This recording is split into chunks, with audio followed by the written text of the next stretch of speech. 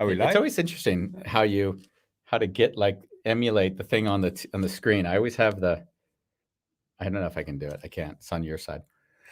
It's incredible the things you learn when you're trying to look in reverse on your screen trying to do a show like this.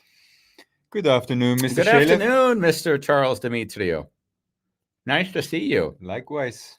Had a coaching call this morning from somebody from Cyprus. Really? Yes, some random call from an individual I'd never met from Cyprus said they'd like to call. And of course, what do you think their problems were? Daddy and mommy issues? Well, I think drugs. Well, no, specifically, daddy issues.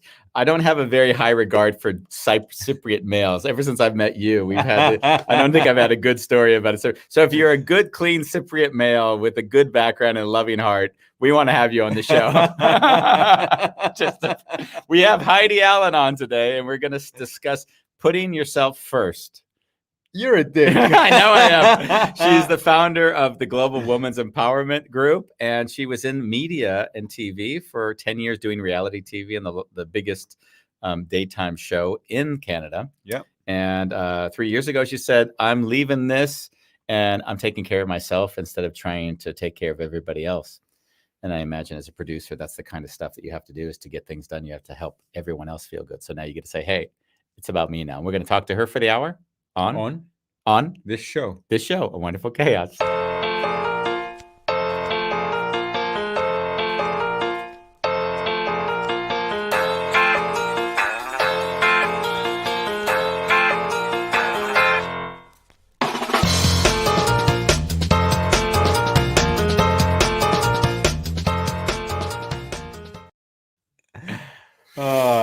the conversations that go on. Yeah, on in between. We're chit-chatting in a 40-second core intro. All the facts we had to get across. And now we're back on. Okay. Yes. So where did you find this lady? I do. Was it your trolling thing? It was a trolling. And I saw she did some interesting post on Facebook, and I was looking and I thought, I'm always enjoying shows where we talk about the moment in life when you say, actually, I thought I loved what I was doing, but I'm sort of, what are you doing? I'm really going to have to put you into childcare. You know that? I love it. It's like Star Trek. It is Star Trek. I love it. And I just like not to be in the middle of the sentence where I'm really concentrated and deep in something. Continue. I don't even know what I was talking about now. Well, at least the thing I see is that there is a moment, I think, in a lot of people's lives where you don't even know you're people pleasing. So you go through life and you're doing things well because this is the way things need to get done. But in order to get them done, you're actually giving up piece after piece of yourself to others because those others often aren't taking responsibility. So you have to take responsibility for them. And I've seen my own narrative is like, I'm good at what I do. Like that was my narrative. I'm good at what I do. So I'm good at what I do because I'm taking responsibility for everything everyone else isn't doing. That was how it was for me. Yeah. And then at some point you like take a deep breath and hopefully you don't have to have a disease because that's the thing we talk about often is unfortunately health is usually the reason why we make a big life change. But when you or death of someone near to us, but like all of a sudden you sit there and you're like, God, I thought I was living the life I wanted to live. But if I'm honest with myself, like I don't want to babysit these people anymore. And then in my case, I had 2 to 3 years of golden handcuffs because you get paid way too much money to do things that you do easily because you've gotten used to it. So if you've done something for 10, 15 years, you get paid a lot of money because of your expertise. But then you're like stuck in this, how do I let go of that comfort? And that was, I think, on a show. When you say no to that comfort, what are you saying yes to? Exactly. In your case, it was an attic room. It was an attic with no electricity, no water. And a bottle to pee in. And a bottle to pee in. Ronnie doesn't like that. Ronnie does not like that. And you can read all that in the last letter. Yeah. Ronnie does not like the detail of pissing in a bottle. That she's like, Andy, you can say everything else, but not that. Then I'm taking over. Yeah. So that's sort of this interesting game I find. And I think the time when you're building and there's a lot of identification, because of course we identify with our successes and how people see us, and there's a prestige. So the weirdest thing in this process of making yourself first is also letting go of the fact that you're not the person who you built yourself up to be. So there is a little bit of a mourning process, as I've experienced in my own life. It's letting go of a kind of an identity. And you're also letting go of how people see you, because potentially people will judge you for Hell yeah. not being that Oh, person anymore. I mean, the best thing is going to be talking to Heidi. Like, how many people did she think were friends was when she put herself first, and then all of a sudden, all these people like disappeared from her life. Like, oh, and then that's a sad moment. That's happened to me on 2 or 3 occasions. When you think you're building something, but you don't realize people are attracted not to you, but to what they think they can get from you, and that's not an easy pill to swallow when you go through this process as well. So yeah, that's a little. I like to frame the activities before we come on and what attracted me to this story, and that was it. Beautiful. Yeah. So I think it'd be great to bring Heidi on so we can hear the Heidi real story. Allen. Hello, Heidi Allen. Hello, hello. So great to be here, guys. In the intro, we always like to ask, because we do talk when the guest isn't there, and it's not always fair because they don't have a chance to say, hey, that wasn't really totally right. Is there anything we said that you could or could not identify with? No, you kind of nailed everything. It's like you went right in my head and pulled every single thing out that actually occurred. I think it's funny because, like, you know, there's that saying, and I forget these sayings, but I know the meaning of them and behind them, which is like, whatever is to be experienced is human to all of us. So we've all had a similar experience if we've gone through the similar journey. And yeah, for that reason, I thought this story was really nice to bring on. No, honestly, I think it's a really important story, but it's very true, because there are more people that actually felt or feel right now the way I felt a number of years ago. But they, maybe it's, a lot of people say to me, I don't have the courage to do it. You were so courageous to do that. And I'm always so shocked when people say that to me, because courage had nothing to do with it. Like, absolutely nothing. It was just that moment of, I just didn't have a choice anymore, is what it felt like. I couldn't stay there. I remember going into work, and you know how you hear people talk all the time, like, oh, I'm so stressed out. I'm so busy. I'm so stressed out. I'm so anxious. I mean, we're so used to saying these words, but then we don't do anything about it. Yeah. For me, what was really interesting was the fact that those words changed to, I feel like they're killing my soul. And as soon as I started saying language like that, and that's the thing. It's like, we have all the answers inside of us. All we got to do is freaking listen to ourselves. And all of a sudden one day, it's like, I'm saying that, oh, I just feel like they're killing my soul. And it was an off the cuff comment. Yeah. And yet it's one of those moments where you go, wait a minute, that's a little profound. Who says that? It was like my soul was speaking to me. And that's when I knew it was time to get out. Wow. Yeah. I can feel, by the way you're talking, how strongly that moment must have been for you. Yeah. Most definitely. 2 to 3 years it took me from the moment which I thought this isn't working for me to feel safe or comfortable enough to get out. It's funny. I think it does take about 2 years, in the sense of what I've sort of seen in myself, from the moment that I have an idea to actually take the final action. It's like, when it's a bigger action, when it's like an idea, like, oh, I'd love to, like the Balmos mentioned, there's the house in Spain that I purchased some weeks ago. From 2 years, literally, it was 2 years ago, 2 weeks ago, I was there with Bambos, and then it's sort of like, I let the idea gestate. I'm like, this is crazy. Okay, this might make sense. And then you kind of slowly, and then it becomes part of your thinking process. And then it makes sense just to do it. Yeah. No, that's exactly it. I mean, we have a tendency as human beings to talk ourselves out of everything. You guys mentioned it right off the top. It's like, what are people going to think? And it wasn't until I really discovered it's none of my damn business what anybody else thinks, and when you repeat that in your head, it's none of my business what you think. It really isn't. And when you're able to kind of really separate yourself from that, then you're like, why did I spend so much time worried about what everybody else was thinking? Right? Yeah. So what were you thinking about yourself? That's the thing. We don't. Like that's where put yourself first came from, because we don't. Our first thoughts are never our thoughts. It's the thoughts of what other people think. It's the thoughts of what are our family going to think, our spouses, our friends, our colleagues, like people on social media. What are they going to think? It's like, oh my gosh, it's so ridiculous. And yet where in that chaos, it's the name of your show, but where is that chaos? Where's your own voice? Yeah. Right? Yeah. Yeah. Yeah. And I think that's the funny thing, is because as soon as you start having your own voice, you have people who know you as someone else. So it's all of a sudden, what happened to Heidi? So how many of the what happened to Heidi people do you have? Like, I'm sure that they've sort of slowly migrated away from you, but how many of them did you have to kind of work through?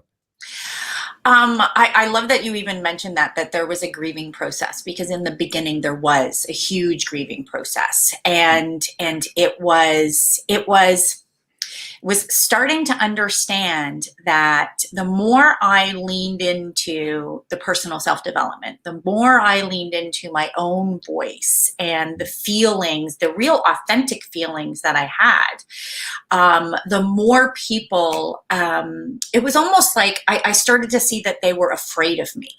Right? Yeah. Because the thing is every time they showed up, they were still in the, toxic, anxiety-ridden jobs, and they were still doing all that. None of them had made big decisions to actually start doing the work. None of them.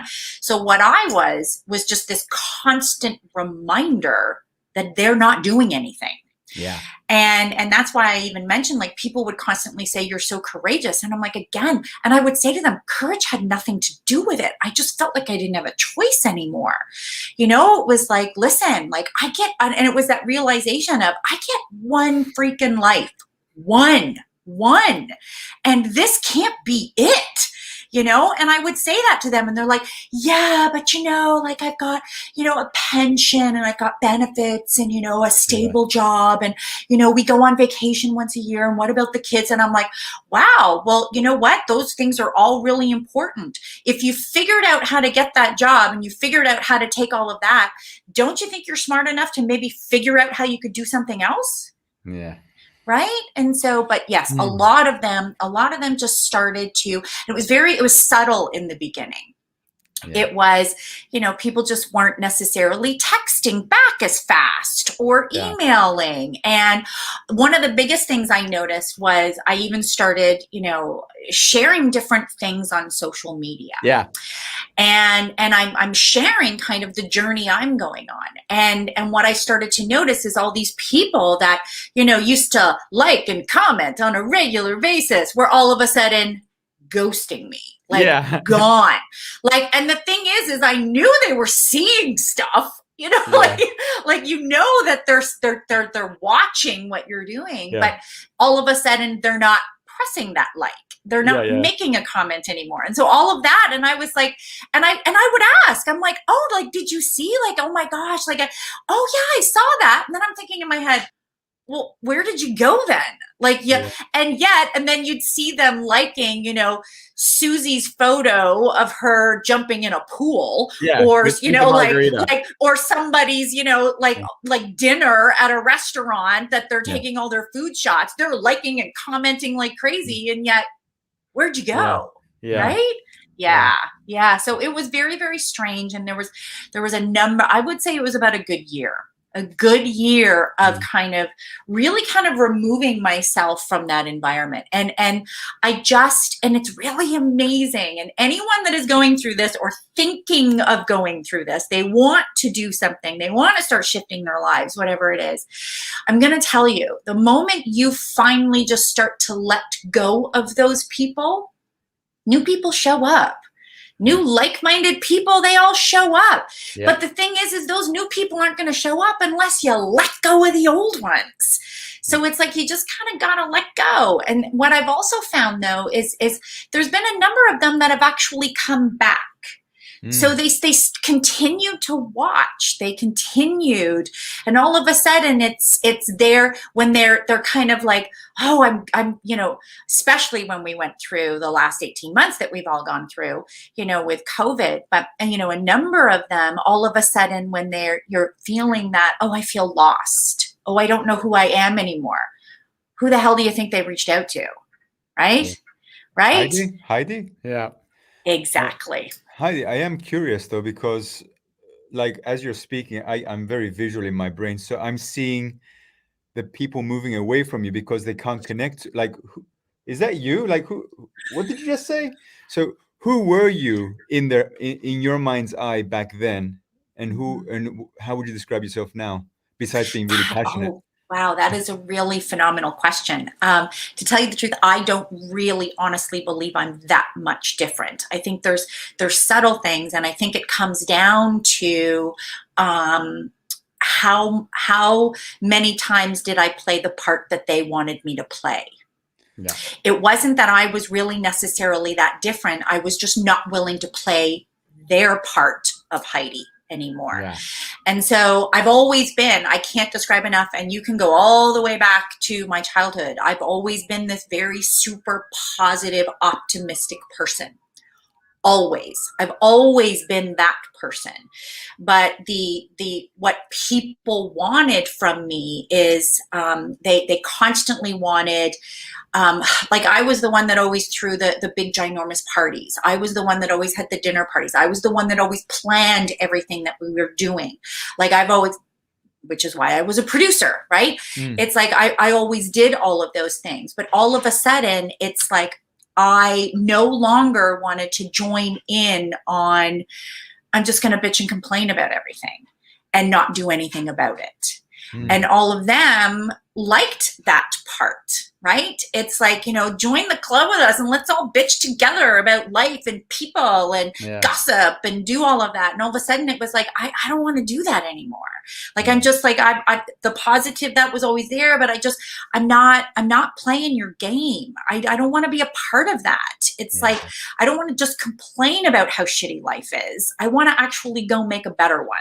And so people didn't like that. They're like, oh, like, yes, and people would say to me when I started to shift, oh my God, you're just so positive. And I'd be like, listen to yourself. You're saying it like it's a bad thing.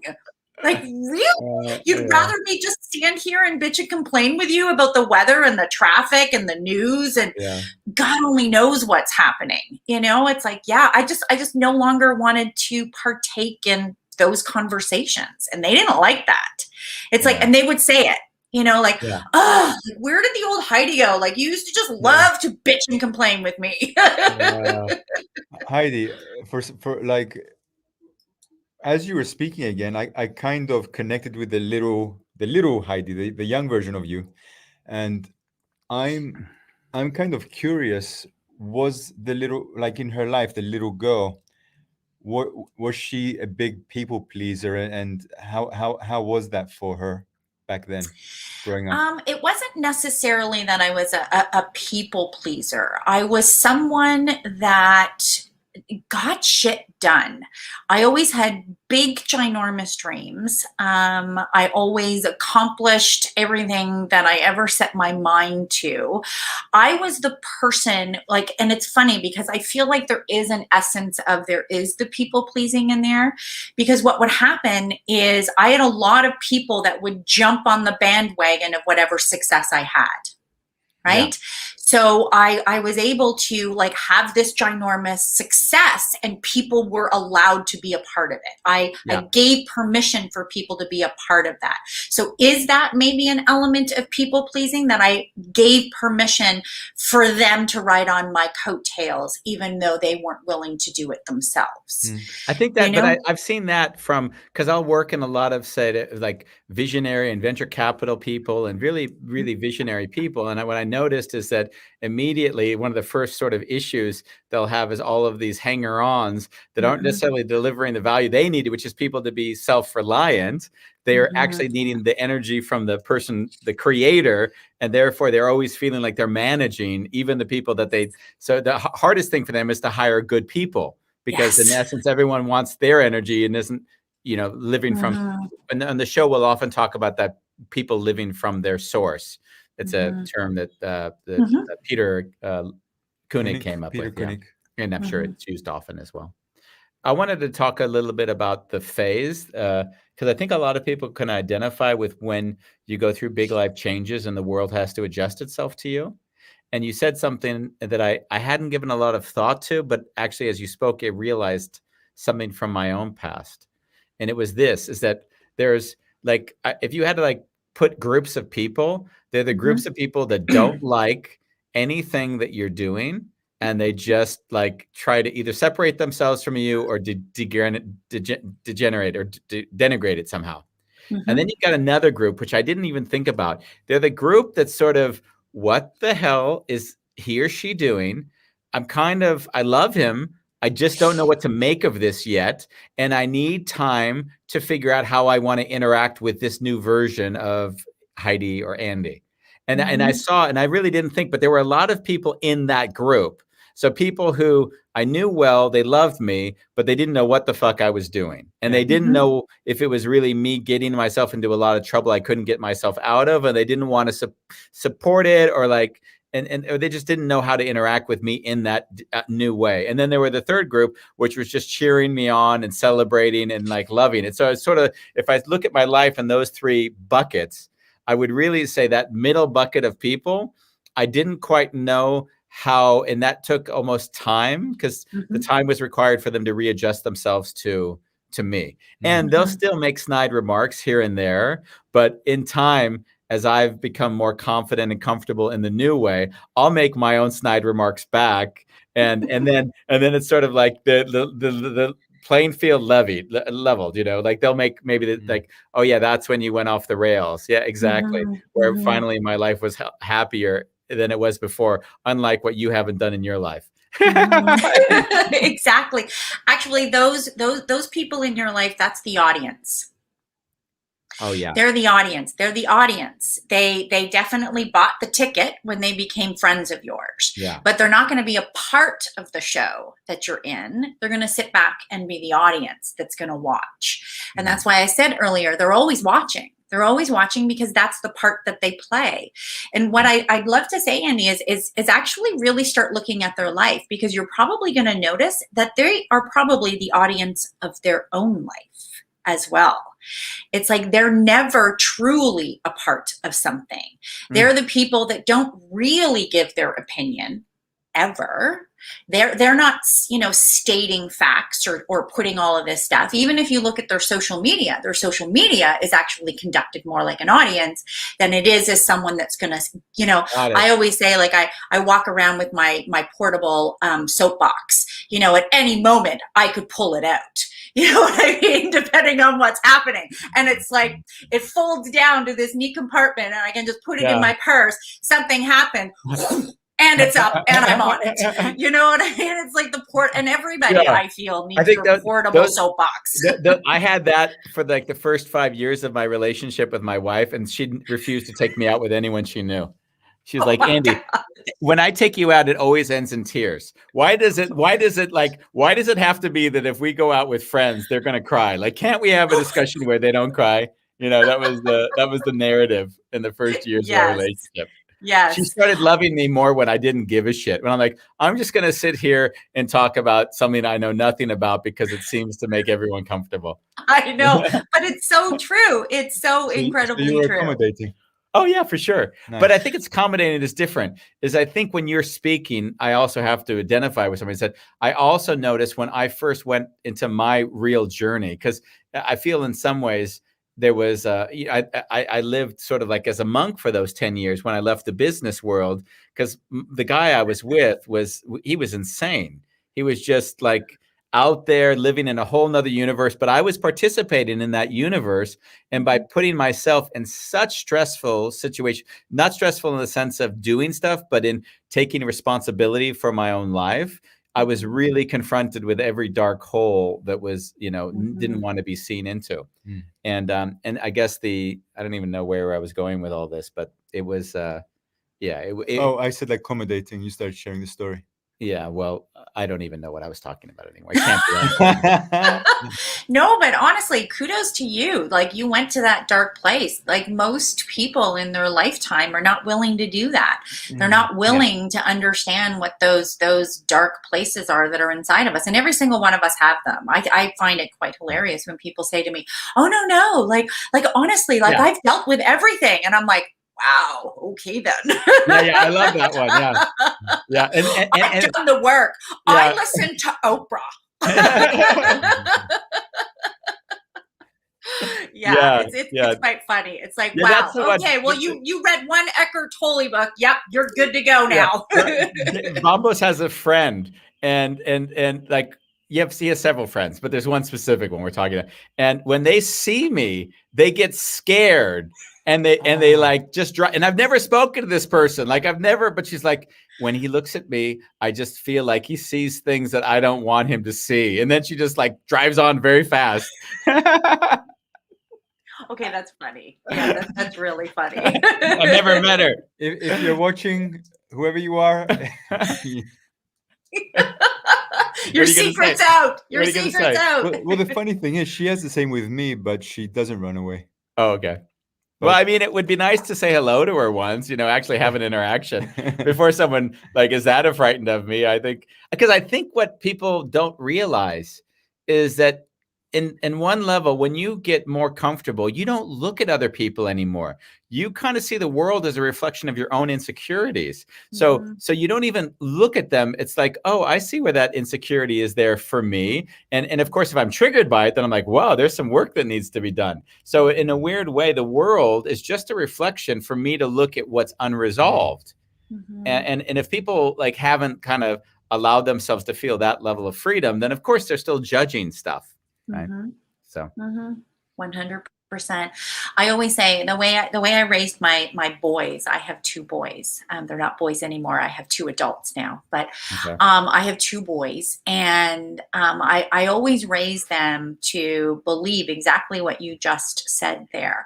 But even more than that is to really understand what it is that we're saying, what it is that we're believing, what it is that we're putting out there into the universe. And that's even just our language, right? And I would say to them in such a simple term, I would say, like, say my son would get up in the morning, he'd be, like, oh my gosh, this is just going to be the worst day of my life. And I would say to him, you got to watch what you're putting out there. If you're honestly believing you're going to have the worst day of your life, you're going to have the worst day of your life. You've got to think of the universe, and I'm not the first one to come up with this, but you've got to think of the universe as like a magic genie. The magic genie every single day goes, what are we doing here? And you're like, I'm going to have the worst day of my life. And the magic genie is like, ding, your wish is granted. And it's like, that's what happened. So I would constantly say to them, like, what are you putting out there? Like, if that's how you want to live your life, if that's how, like, oh my gosh, everything awful happens to me. Well, if you keep believing that every single day, then nothing but that is going to happen. And so, this is like the simplest way of explaining it. But if you can get up every single day and you start really monitoring those thoughts that are in your head, the way you're constantly beating yourself up, or the way you're talking about everyone else, or what it is that you're predicting is going to happen, or you're worrying about everything, it's like, all you got to think is that magic genie is just waiting for your command. I got another strategy with the kids, and I do this with my wife all the time. If she said, did you just compare your wife to the kids? I love it. Yeah, what's the difference? I do it with everyone in my life, as you'll know, Bombos. I've done it with you on a few occasions, I'm sure. When anyone goes into that kind of rabbit hole of despair, and it's a narrative. Let's agree that if it's a death or something, then that's just holding space and loving, and then just giving them time to heal. But I'm talking about the narrative, which is just noise in the brain, but that they're taking seriously. Then I'll always amplify it and say, oh, it's going to be really shitty. Oh yeah. I imagine this may be the worst day of your life. Yes. And so I'll go until my wife starts to laugh. And then there's a kind of it's almost like I'm not pushing her to the positive. I'm like forcing the negative to go so far that it's so far-fetched that all of a sudden the laughter ensues. And then it's just like the release of just all the nonsense that you were actually taking seriously. Yeah.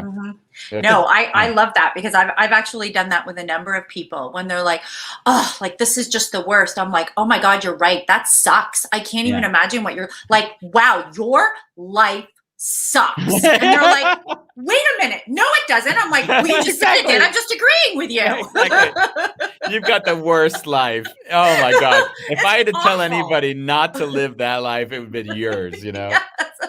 Oh, wow. We've gotten to exactly 30 minutes on the show, and I have a big ticket item that we haven't gotten into yet. Is it how to how to get out of the friend zone? Yeah, no. We might get that. We had a pre-recording. We'll go possibly to there, but I wanted to ask a question before the friend zone question, which is an inside. We're going to apologize to our producer. He really gets angry at me when I use what he explained to me, it's called inside baseball. And inside baseball, which you'll know because you've produced movies, is when we talk about something that no one watching the show understands. And I told Bombos we're not allowed to do inside baseball anymore because the producer always says, Andy, I can't use anything when you tell a joke that no one gets. Apologies, Cass Mitchley. Cass Mitchley, we both apologize to you. So I want to know, we went into who you were, but we didn't go into the deep dark hole, which is where that behavior potentially came from. And there's an archetype, and I just want to see if that archetype fits. Was mommy or daddy not fully accepting and loving who you were so that you had to prove yourself? Because that's the archetype. Is that something you'd say you fit into? So great diagnosis. Congratulations. Bumbos is hitting my leg. I don't know what's going on underneath, but no, guys, listen, like this is textbook. You have a high, you have a high achiever, you have someone that's like very outgoing, very much the extrovert, very much, all of that. If you like, I am a walking textbook right here. My mother, if you go right back, it wasn't that I was like constantly trying to prove myself. It wasn't that. It was, I was waiting to be heard. So my mother is a classic narcissist. Nice. Yes, classic. And of course, I didn't even know what that was growing up. But, it's gotten to the point where, like, as human beings, the one thing that I have discovered is all we truly want is to be acknowledged, seen, and heard. That is it. We want to be acknowledged, seen, and heard. Even if you go right back to the very beginning, our two survival modes that we have is either attachment or authenticity. Yeah. So all you got to do is look at a 3-year-old walking around going, I'm here, I'm fabulous, saying everything that they want to do or say, and they're embarrassing to parents and everything else. They're truly leaning into that incredible authenticity that is them. But what happens is we grow, we come into this world needing attachment because we can't function without our parents, right? We can't function without them. So now imagine we got to go right back to the very beginning where you wanted to go and where was the attachment. If my number one maternal parent is a narcissist, I am not the most important thing in their world. They are. Right? Yeah. They are. So what happens? Give me an example. Give me a story, like something that would be typical where I'm going to like get sick to my stomach. Like, give me one moment that I can like. Oh, wait, I don't know if I want to give like super, super bad moments, but okay. Classic. Oh, I in my marriage here, we just call it classic Linda. Classic Linda. Okay, I'll give you a really great example that'll make actually your listeners kind of cringe here. But I remember, so I ended up getting cast on a television show. It wasn't that I was pursuing that. It wasn't that I was like, I'm gonna be a TV star. It wasn't that at all. I literally fell into it. I was at that time, I was in the wedding industry and I was editing this bridal magazine. And so this television company, I was living down in Niagara in Canada. Mm-hmm. And this television company, this production company came to me and said, we're looking for this particular thing for the show that we're doing or whatever. Can you help us out? So I'm like working with the producers who, I don't know if you've noticed, I'm a very dramatic person and have a lot of passion and everything when I talk. Apparently, classic for television. And so because the personality is larger than life, right? Yeah. And so the producer said to me, you really should audition for the show. You should come and be on the show. And I'm like, what are you talking about? Like, there's no reason for me to be on that show. And it was to be a wedding planner on a television show, a reality show. The show is down in the States. It's called Rich Bride, Poor Bride is the show that I was on for like 6 seasons. And so they said to me, you should really, like think about auditioning for this and becoming a part of the show.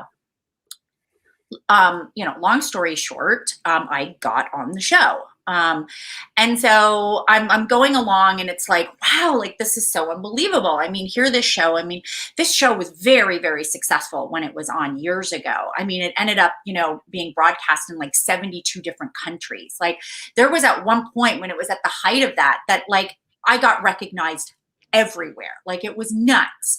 And so, I remember sitting in the backyard once and I was saying to my mom, I just still can't believe this. Like, I just can't believe that all of a sudden, like I'm on this, like, international show and like this is happening. Can you believe how things happen? It's like, wow. It's like you have that moment where you're like, wow, I kind of made it. Like I made it, without even trying. Right. It's I made it. And my mother looks at me and says, well, I'll know when you've made it, when you buy me a house. And I was like, wow. Like there was no like, oh my gosh, this is amazing. So proud of you. Like, here are daughters on TV. It was like, no. So did you buy her a house? I did not. That will never happen. Then we'd have to have another coaching session completely. Wow. Yeah. I can see, I know that personality type I know that I was working with this individual for many years.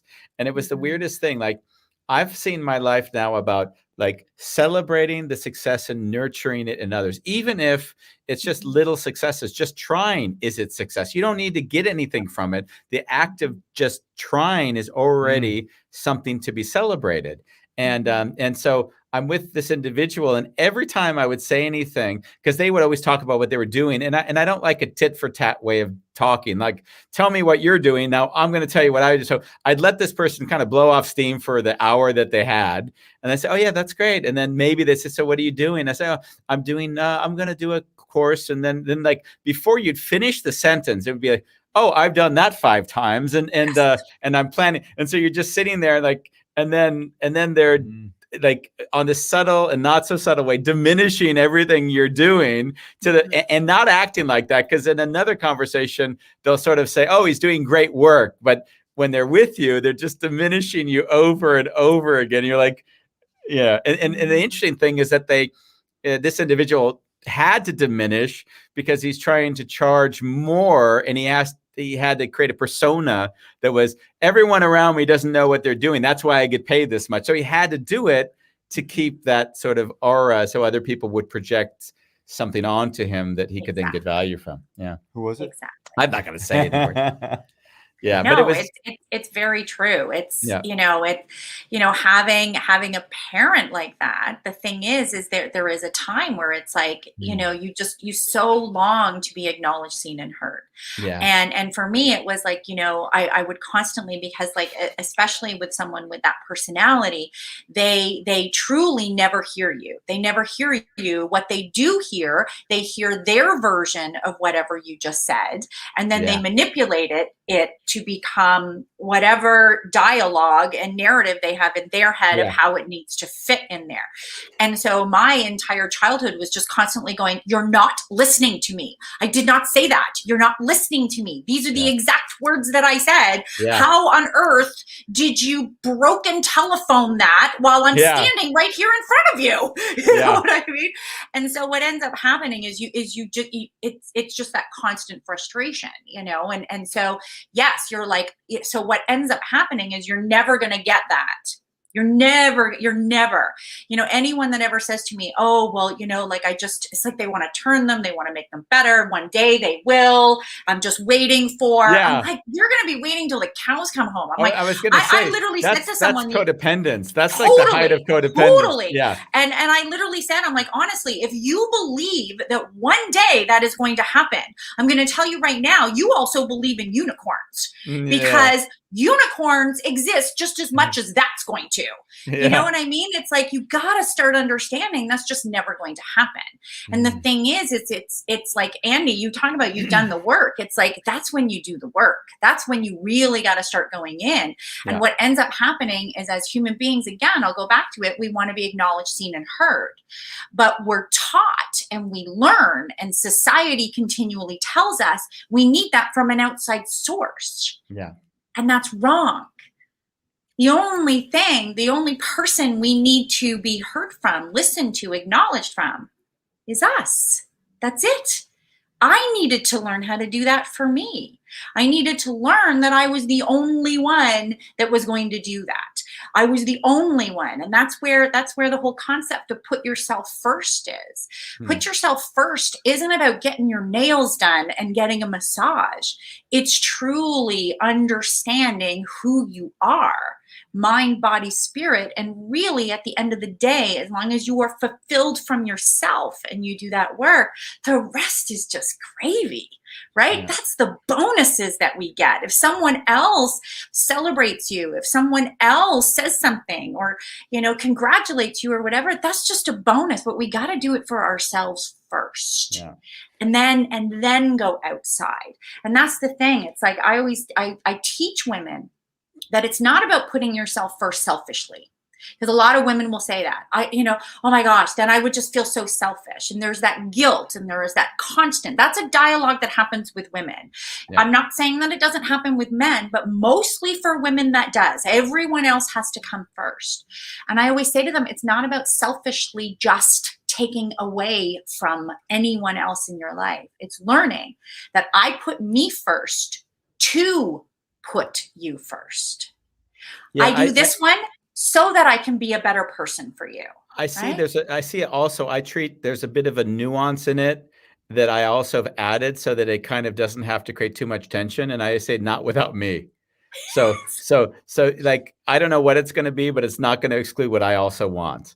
So it isn't even necessarily me or you first in that sense. That's how I try to like navigate that it's like, but not without what I want in this dynamic or this interaction. Yeah. There's a funny thing, because I mentioned this on a few. I'm just finishing the manuscript for the third book at the moment, and I got halfway through it, and I mentioned this on another show, and then I had an oh fuck moment.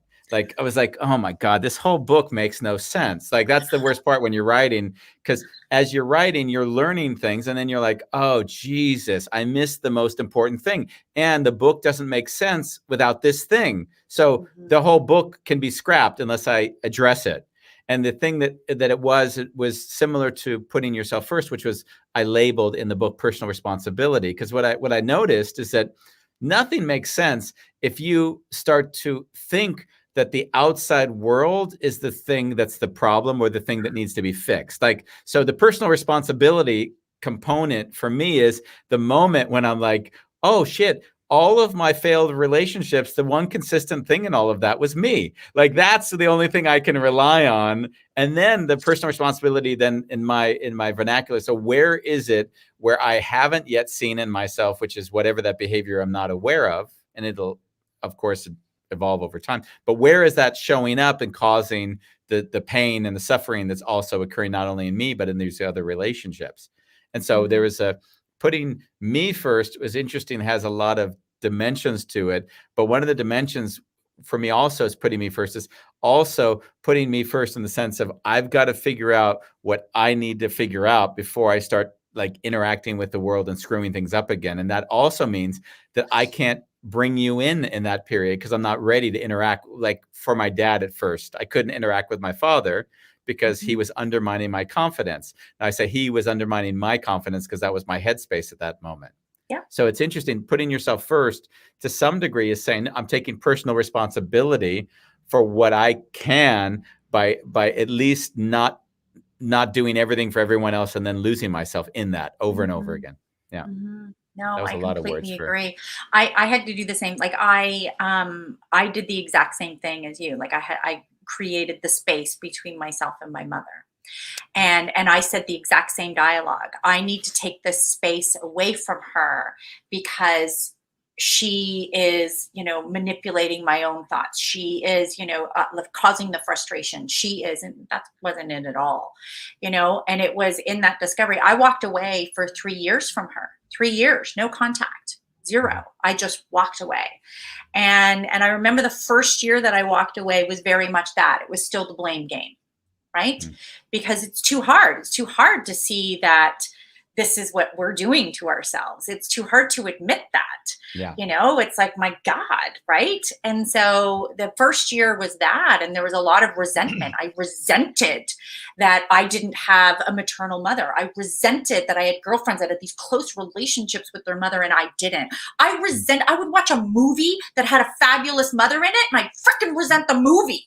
You know what I mean? Like and so then resentment and the anger, and then that turned into, then I was like really sad, and it was like, now I'm the victim, you know what I mean? And so it's like you go through all of these stages, and it wasn't until I finally like, wait a minute.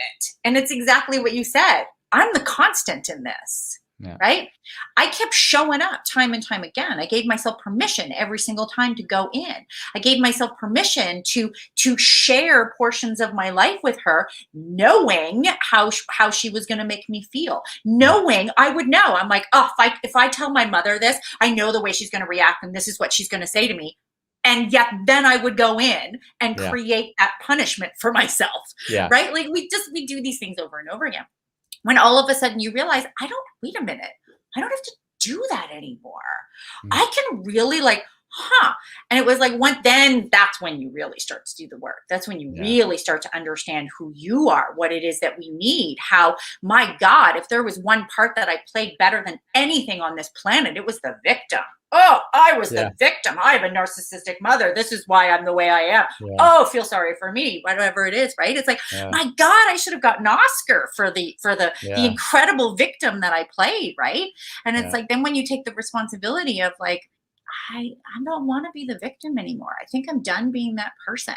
And now it's like I was able to invite her back in, and it was amazing because all of the things that would trigger me, the comments, the sarcasm, that kind of like stabbing you in the heart with whatever it is. And I remember I invited her to my mom and dad to brunch. And my mother said these comments, and I kept giggling all through brunch because I'm like, oh, there it is. And then I'd be like, I don't feel triggered. Like, I don't feel angry. I don't feel frustrated. I don't feel hurt. I don't feel any of those things anymore because I wasn't giving myself permission to be the victim. Right. Yeah. And I was like, I can do this now. I can actually have a relationship with her. But the thing is I definitely keep her at arm's length. I also moved to Toronto. She lives in Niagara. She's like an hour and a half away from me. So I created that beautiful distance. You know what I mean? But it's like, it's so much easier to have that relationship because I know who she is. But the best part is I know more about who I am now. Yeah. I think the best thing in those moments, for those listeners out there who might want the tips, once you've gotten to the place where Linda is sharing and where Heidi is sharing this topic, I think it's really nice to reach out and hold that person's hand while they're being that horrible, sarcastic person. Just say, I love you so much. Just look at them in the eyes. And then you just see them they like don't know where to go because the discomfort of the connection is just like beyond. It's like you want to make them quiet, show them like love. Just say, I love you so much. I love you so much. Just, their whole face, they're just like, oh, how do I deal with this? And if you want to have visuals, I have like how many videos? 15, Bambos. Okay, Bambos. 15 videos. Share, because I want, like, we've talked a little bit about this, but I'd like for you to kind of share the journey that you made with your mom the last few like month ago or whenever it was. It's very similar to you guys, right? Mother is shut down. Father left. Never opened up to another man. So she lived kind of this suppressed tension. So whenever we would try to hug her or interact with her, she's always going into the past, blaming, never taking responsibility. So these were all the judgments. Mm-hmm. I went back now. It's been 2 months now. Oh, 2 months. And I decided I'm going to heal the relationship with her. And what I did is I held space for her. Mm-hmm. and I didn't need her to be anything more or less than what she was. Everything she said was welcomed, and there was nothing to defend. And all of a sudden, it's like, you guys never listened to me. Mm-hmm. And, you know, I would do eye gazing with her. I would hold her hand. I would just do different hugs, 60-second hugs. And he recorded these and put them online, and you would feel the tension in her body, like as he's giving her this love. It was to watch it was like watching a National Geographic, where it was excruciating because you don't want the gazelle to get killed by the lion. Like you kind of want that to escape, but the gazelle could not escape Bambos's grip. But by the end of I was there for 3 weeks. By the end of 3 weeks, she's been laughing. I actually asked her, "Hey, Mom, what did you learn from our time together?" And she says, "You're fun to be with. I thought you'd be miserable." Yeah. That's So- amazing. Thank you for so- sharing that. That's really amazing. So even until now in Amsterdam, we have video calls every morning with tea and coffee, and we still interact. And it was interesting because there's a sideline story, which is kind of fascinating, is that Bambos and I had an online argument, which we don't normally have all that much, but we're kind of whatever we are. And the argument was exactly the thing that I say as a mentor, because I'll work as a mentor to Bambos. I was told by our producer not to do it on air anymore because it confuses the hell out of people watching, but that's okay. So, but the thing was that it was exactly him defending something on air. And I'm like, once you defend, all of a sudden you then are you're reinforcing a self-identity, which now means you're not free. Because if I need to defend against a thing, then all of a sudden I'm living, and I need to make sure my environment is okay, because I'm not okay unless my environment's okay. So we had that dialogue on air, and everyone, of course, watching was including our guest. Including our guest, who's sitting there looking like, I think the guest was also judging me because he didn't really understand what was going on.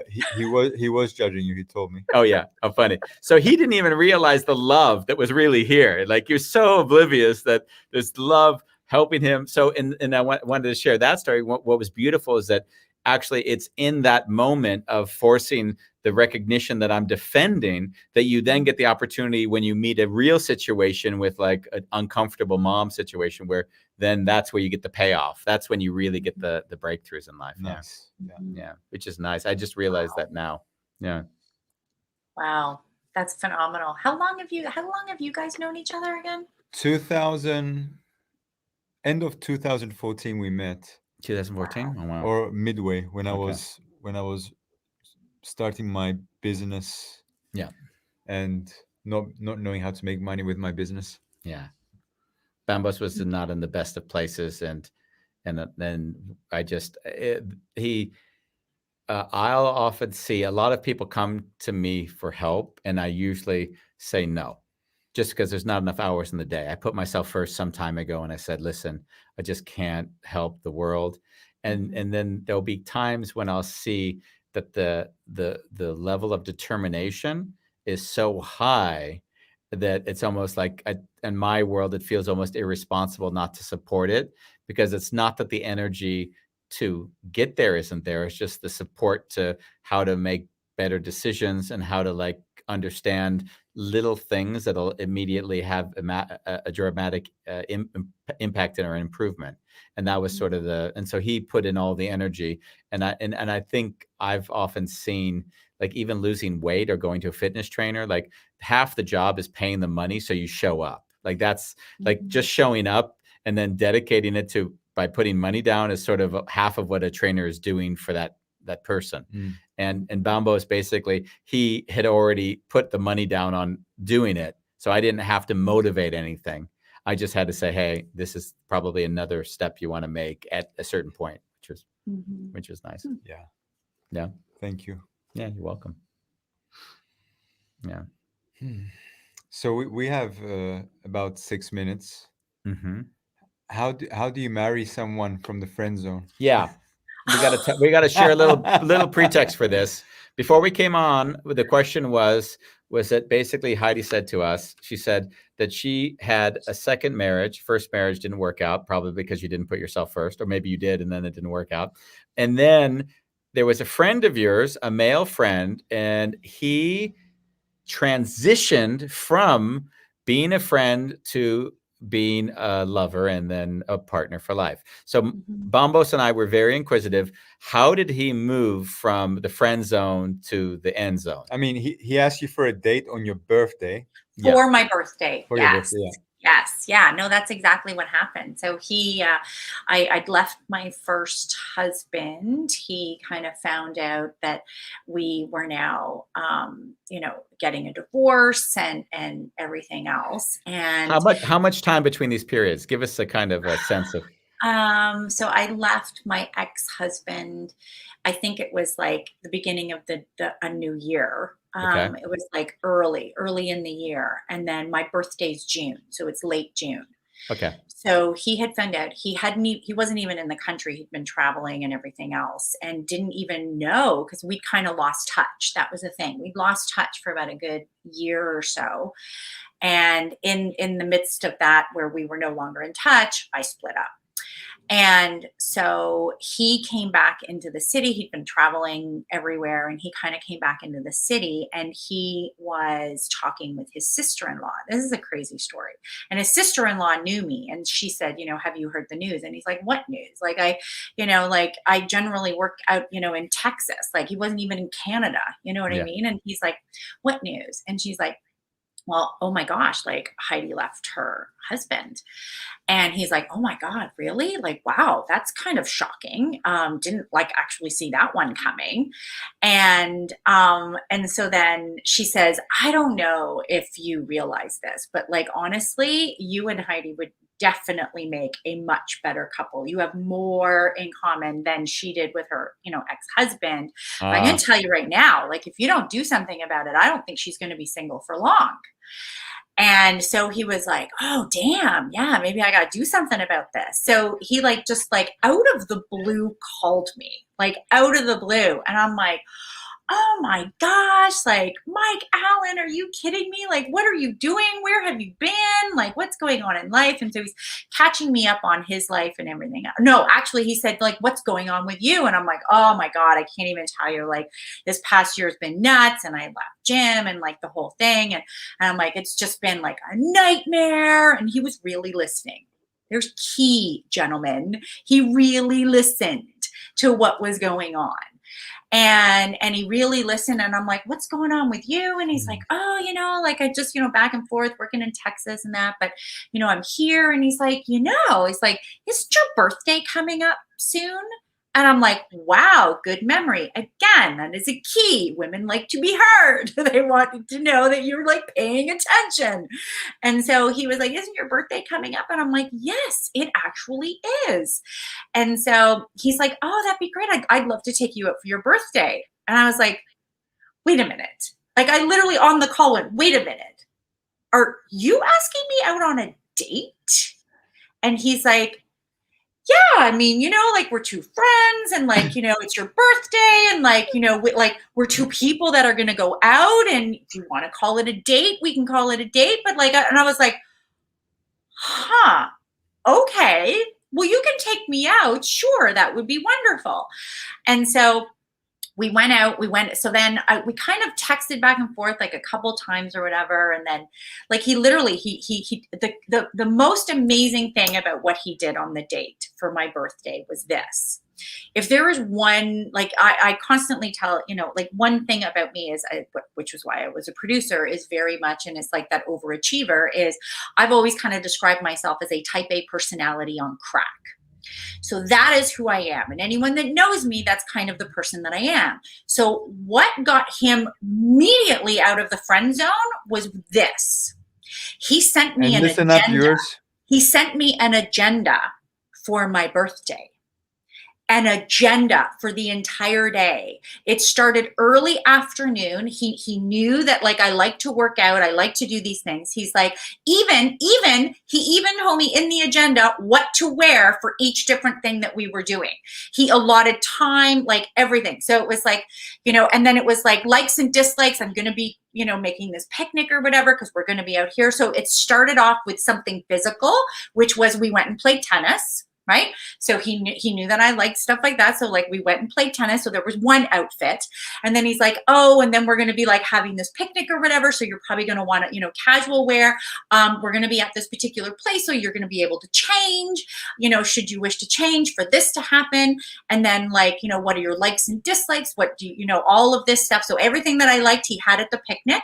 And then once the picnic and everything was done, then there was time where he dropped me back off at home to, you go and get ready. I will then come back and pick you up. I've booked us to go to this restaurant. This is like the formality of it. So you know how to dress. Like I was just like, literally, I've said to people, he had me at agenda. It was just the attention to detail was mind-blowing. I was going to say, it sounds like this guy's a real closer. Oh my. Mike Allen. Mike Allen. I am amazed. I am utterly amazed. And I want to know how long, and maybe this is a precarious question, but I do have, and Bambos has the same question. How long did it take for it to become more romantic? I'll give you the timeline. We were married 2 years less a day from that first date. 2 days less a day. Yeah. So it quickly progressed. Yes. Wow. I thought you were. And now we've been married 17 years. We've been together like 17 years. Yeah, we've been married 17 years now. Wow. Yeah. And what is the thing you hate most about Mike Allen? That I'm not saying that. Exactly. Don't answer that question. Not answering. But I like that. I had a moment for you to think, whoa, I'm going to think about this one. Oh my God. Oh, wow. We've gone over our hour. Yes. Thank you for being with us today. Oh, thank you for having me. This was a lot of fun. Yeah. And I'm like, do I need to pay you? It was almost like a therapy session. I think we got through the shows. The first few shows we were doing, we got people crying a lot more than I think we were way too so intense. So tell me how hard was it to go through with a mom like that? Wow. What did it do to you? What do you mean as a child? our guest cried? We were crying more than our guest, actually. Actually, I cried more. Yeah. And he would say, it's good. Our viewings are going up. Yeah, I was going to say, your tears get us our viewings up. It's amazing. People like to watch me suffer. Every time it says Facebook, crying Bambos, wow, what's going on? What's Andy doing to him? Andy must be torturing him if this is what's coming out of him right now. Yeah. So thank you for being with us. Yeah. By the way, we always like to end by just asking another question. Should anyone get through an hour plus of our shows, we said, where can people find more information and what would you like them and how should they contact you? Definitely putyoufirst.com. I'm on Facebook. I'm on Instagram. Heidi Allen is over on Facebook. I'm Heidi Allen and Live Well over on Instagram. Yeah, just definitely reach out. I'm here. And if people want to see you on this TV show that you said, Rich Bride, Poor Bride, then how do they do that? Actually, it's on Prime. It's on Prime. Okay. Yeah, it's on Amazon Prime now. It's on Amazon Prime. So if we want to see you on, and you will be on that show as someone that narrates it, or as one of the wedding planners. Okay, yeah. So there's multiple episodes of ridiculousness. Oh, I'm sure embarrassment that it lives in infamy. Mm-hmm. Thank you for being with us. We send you a lot of love. Bye. Yeah. Bye. Yeah. Bye. Thank you guys. Bye. Thank you. Bye. That was fun, Bambos. It was. And Andy. When you look at a phone for tomorrow's show, I get anxious. What are you getting us into? I don't know what the show is. Suicide, depression, and toxic masculinity with Tim Kras. Yes. Harrowing, dramatic personal story weaves its way throughout his book. You don't have to swallow your gun. Yeah, he's had a rough one. So he's basically sharing the journey of where he was suicidal and really at the end of what he felt like was his life. And then he's written his book and he's come out the back end and now he's helping others. So he seems like a very lighthearted individual. So the title is very harsh, but I do believe we'll get a lot of laughs in tomorrow as well. So thank you for being with us. And we'll see you tomorrow on A Wonderful Chaos.